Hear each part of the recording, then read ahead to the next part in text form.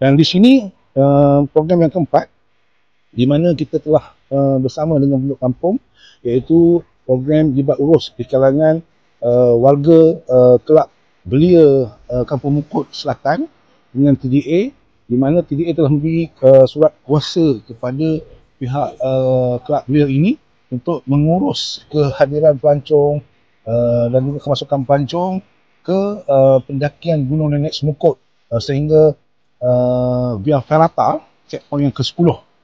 Ini adalah keistimewaan dan juga kepercayaan yang diberi oleh pihak TDA atas kesungguhan para warga belia dan belia wanis di Kampung Mukut ini, dan kesungguhan mereka untuk mempromosi kampung halaman mereka melalui pendekatan ikon yang dikatakan ikonik Kampung Mukut ini.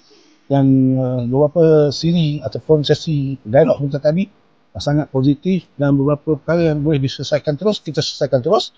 Yang mana perlu kita bawa balik perbincangan lanjut di peringkat jabatan dan juga peringkat negeri, insyaAllah pihak TDA khususnya GM Tuan Jemsari Mahdani akan cuba selesaikan sebaik mungkin perkara yang telah dibangkitkan tadi. Dan saya selaku wakil rakyat di sini mengucapkan syabas tahniah lah kepada TDA. Saya juga terharu dengan program yang padat pada hari ini, tapi dapat berjalan dengan lancar dan pada hemat saya sangat positif, dan kami berhati pada lawatan sehari bersama dengan pengurusan program TDA. Terima kasih.